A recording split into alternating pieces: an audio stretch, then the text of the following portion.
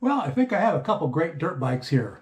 I've got a 2020 KTM 300 XC and a 2023 KTM 350 XCF.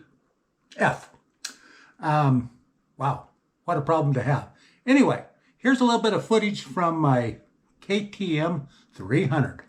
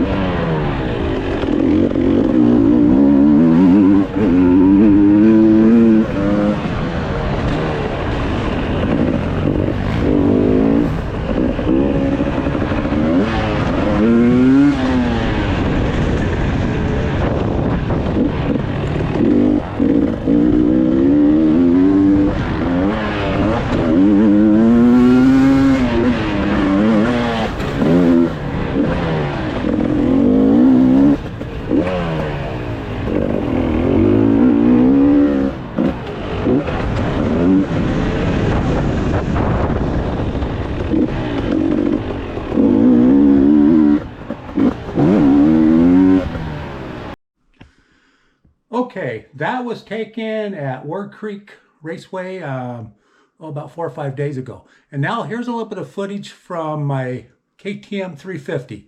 This was taken at Riverdale, I think last March. It was probably the second or third ride on the bike.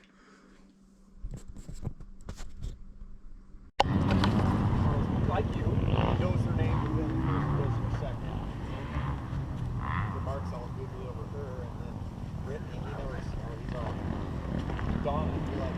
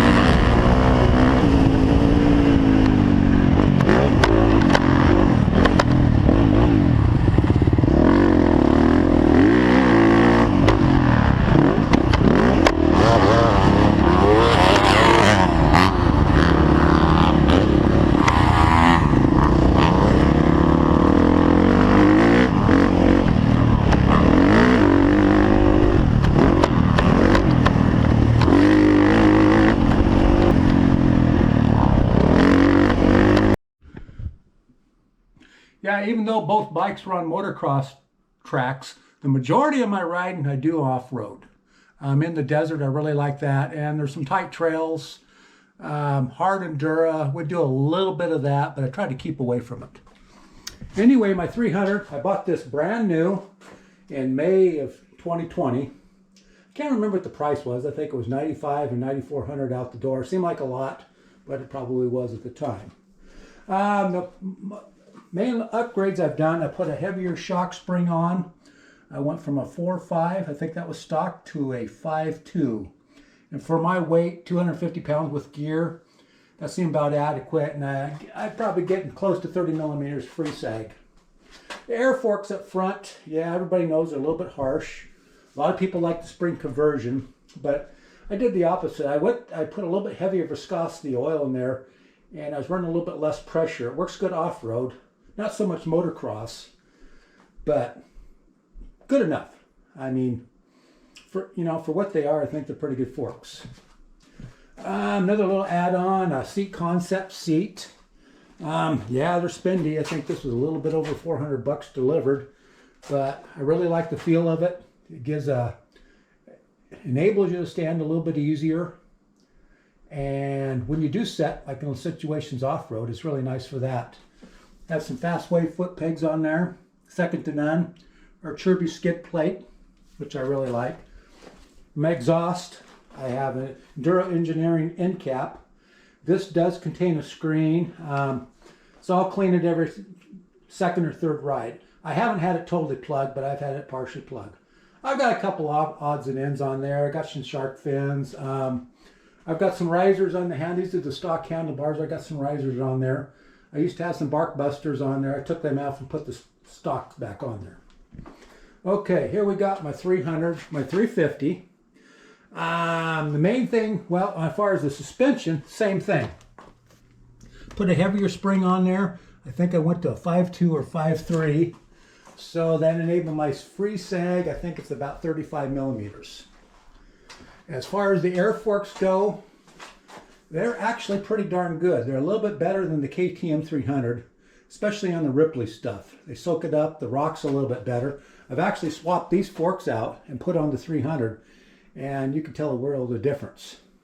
As far as power, one's a 4-stroke, one's a 2-stroke. I mean, it seems like the 300 comes on a little bit quicker than the 350, but I think it's deceiving. The 350, I really thought maybe it had more zap than what it does. I mean, after riding a couple 450s, it's definitely not in the ballpark of a 450 in the grunt, and probably shouldn't be. I mean, I think these are rated at 52 horsepower. I mean, it gets up and goes, but you got to use the gearbox. Where a 450, you might leave it in third gear. This one, you probably have to downshift to second gear. I've got a 1-tooth lower sprocket in the back. I was going to put that on, but I haven't. I think that'll help, because even off-road, 6th gear, you must be able to do 100 miles an hour. It's very tall. Also, seat concept seat on here. Second to none. I mean, yeah, they're expensive. This is the tall version. I think it was like $420 delivered to my house. Definitely don't give them away. The thing about the 350, I've only got, I think, 15 hours on it.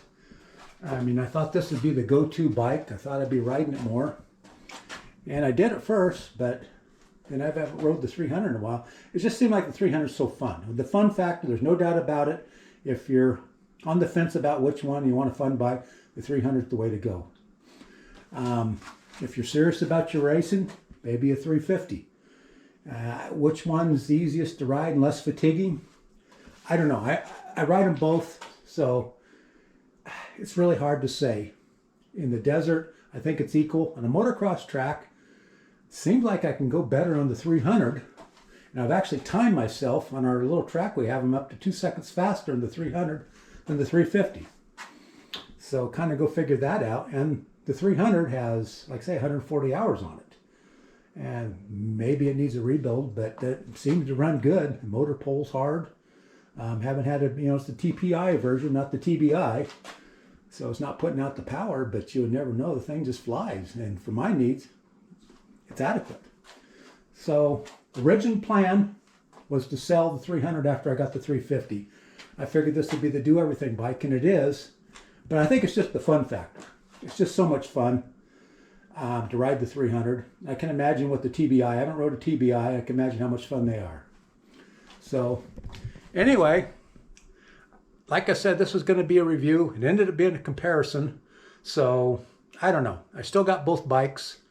If I had to keep one bike, that's a difficult question. It depends what I was going to use it for. I'd probably keep the 350 for motocross. I think it's a little bit better.